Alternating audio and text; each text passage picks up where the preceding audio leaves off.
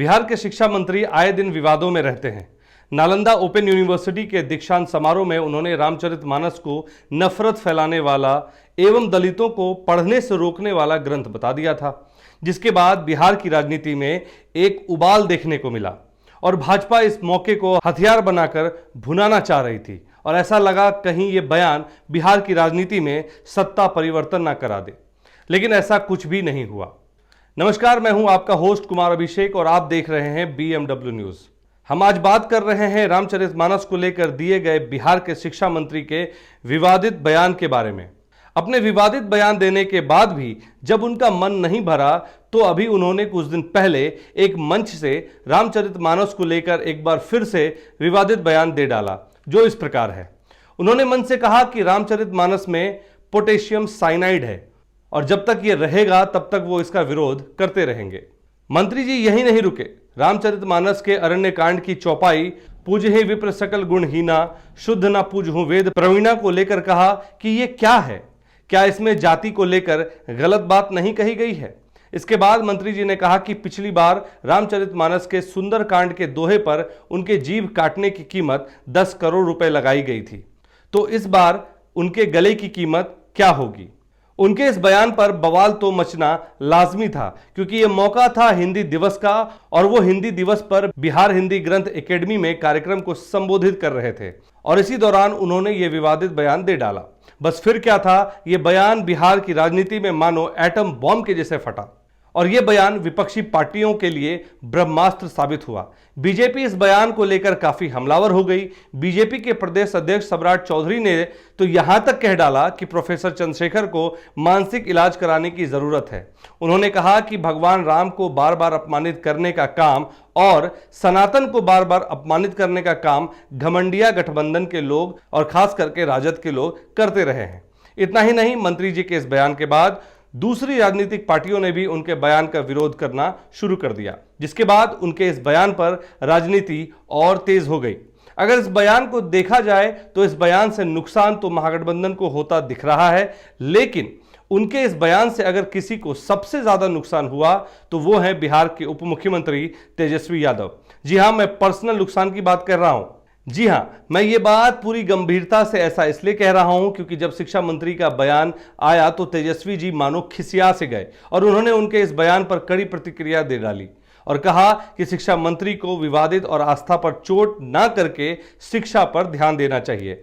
लगे हाथ तेजस्वी यादव ने मीडिया से भी इन फिजूल बातों को तवज्जो ना देने की सलाह भी दे डाली और मीडिया को उनके सरकार द्वारा किए गए पॉजिटिव कार्यों को दिखाने और बताने को कहा और बात को पूरी तरह से रामचरितमानस के विवाद से डाइवर्ट करना चाहे मगर कर नहीं पाए। अब ये तेजस्वी यादव की खींच नहीं है तो और क्या है, क्योंकि वो चाहकर भी कुछ नहीं कर पा रहे हैं। अगर ये शिक्षा मंत्री को निष्कासित करते हैं तो बात ये होगी कि तेजस्वी यादव विपक्ष के विरोध के सामने घुटने टेक गए और उन्होंने विपक्ष के दबाव में आकर मंत्री जी को पद से निष्कासित कर दिया और अगर ऐसा होता है तो राजनीति में जीत विपक्ष की हो जाती है।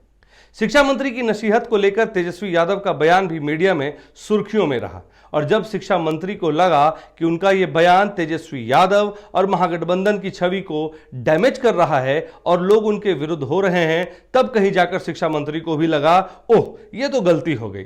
तब उन्होंने फौरन डैमेज कंट्रोल करने के लिए अपने बयान से पलटी मारते हुए एक कार्यक्रम के दौरान यह कहा कि राम जी उनके सपने में आए और उनसे कहा कि उनके नाम का राजनीतिकरण किया जा रहा है। उनके इस बयान पर भी बिहार के पूर्व मंत्री और भाजपा के गद्दावर नेता नीरज सिंह बबलू ने भी चुटकी ली और उन्होंने कहा कि उनके सपने में कृष्ण जी आए और उन्होंने नीरज सिंह बबलू को कहा है कि शिक्षा मंत्री चंद्रशेखर का मानसिक संतुलन बिगड़ गया है, उन्हें जल्द से जल्द कांके जो रांची में है वहां शिफ्ट कर दे।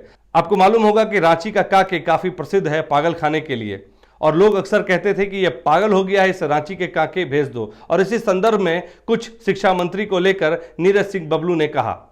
नीरज जी के इस बयान के बाद लोग चुटकियां लेते नजर आए और ये सोशल मीडिया पर तेजी से वायरल भी हो रही है, लेकिन इधर तेजस्वी यादव चिंतित नजर आ रहे हैं उन्हें अब डर सताने लगा है कि जो हिंदूवादी लोग, जो सनातन धर्म को मानने वाले लोग हैं, कहीं उनका वोट बैंक शिक्षा मंत्री के बयान के बाद उनके हाथ से ना खिसक जाए। क्योंकि जिस तरह से बार बार शिक्षा मंत्री रामचरितमानस को लेकर अमर्यादित बयानबाजी करते दिख रहे हैं, ऐसे में तो लग रहा है कि वो राजद, या यूं कहें पूरी महागठबंधन की लोटिया ही डुबो देंगे। क्योंकि अगर बिहार की वर्तमान अनुमानित 2023 की जनसंख्या मान लें तो बिहार की कुल आबादी है 12 करोड़ 58 लाख, जिसमें हिंदू आबादी 10 करोड़ 62 लाख प्लस है, यानी एक बड़ा वोट बैंक। और बिहार की टोटल आबादी का महज 16% आबादी मुसलमानों की है, और वो आंकड़ा है 2 करोड़ 17 लाख का। अब ऐसे में रामचरितमानस के बयान को लेकर हिंदू और सनातन धर्म को मानने वाले अगर भड़क गए और महागठबंधन के विरुद्ध वोट कर दिया, तब तो राजद के लिए बिहार में कहा जाएगा कि गई भैंस पानी में, क्योंकि हार का ठीकरा फिर राजद के ही मत्थे आएगा। और इसलिए हमने कहा कि शिक्षा मंत्री चंद्रशेखर तेजस्वी यादव के लिए गले की हड्डी बन गए हैं। लेकिन अब जरा गौर कीजिएगा, इतनी बयानबाजी होने के बाद भी इस मामले पर मुख्यमंत्री नीतीश कुमार चुप्पी साधे हुए हैं। और जैसा सूत्र बता रहे हैं, नीतीश कुमार भी चाहते हैं कि ऐसे अनर्गल बयानबाजी से राजद की अगर छवि खराब होती है, वो जदयू के राजनीतिक जीवन के लिए अच्छा ही है। और नीतीश जी तो राजनीति करने में कलाकार माने जाते हैं, जिनके बारे में लालू यादव भी कह चुके हैं कि नीतीश कुमार के पेट में दांत है।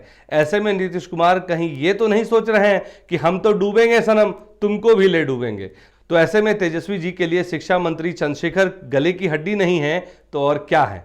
और यही कारण है कि चंद्रशेखर जी को तेजस्वी जी ना निगल पा रहे हैं, ना ही उगल पा रहे हैं। और माना यह जा रहा है कि हिंदू वोट बैंक को बचाने की खातिर बहुत जल्द शिक्षा मंत्री को पद से निष्कासित भी किया जा सकता है, ऐसा सूत्र बता रहे हैं। इस विश्लेषण में आगे शिक्षा मंत्री के साथ क्या होगा, शिक्षा मंत्री पद पर बने रहेंगे या नहीं, ये बातें तो चलती रहेंगी। फिलहाल आपको इस विश्लेषण के साथ छोड़े जा रहे हैं। मिलते हैं अगले विश्लेषण में। आपको यह विश्लेषण कैसा लगा कमेंट करके हमें जरूर बताएं। हमें आपके कमेंट का इंतजार रहेगा और आपसे उम्मीद करते हैं कि इस विश्लेषण को आप ज्यादा से ज्यादा लोगों से शेयर करेंगे और हमारे चैनल को सब्सक्राइब भी जरूर करेंगे, ताकि आने वाले विश्लेषण आप तक फौरन पहुंच जाए। धन्यवाद। तमसोमा ज्योतिर्गमय गुरुकुल शिक्षा मंदिर संस्थान के साथ बनाए अपना भविष्य। रेगुलर और प्रोफेशनल कोर्सेज, सेकेंडरी और senior secondary courses, law, teachers training courses, pharmacy and nursing के साथ पैरामेडिकल में डायरेक्ट एडमिशन पाए। वेबसाइट विजिट करें या दिए गए नंबर पर कॉल करें। हमारा पता है गुरुकुल शिक्षा मंदिर संस्थान, कल्याण चौक, DS कॉलेज रोड, कटिहार। हमारा वीडियो अगर आपको अच्छा लगा हो तो आप हमारे वीडियो को शेयर करें, लाइक करें, हमारे चैनल को सब्सक्राइब जरूर करें। धन्यवाद।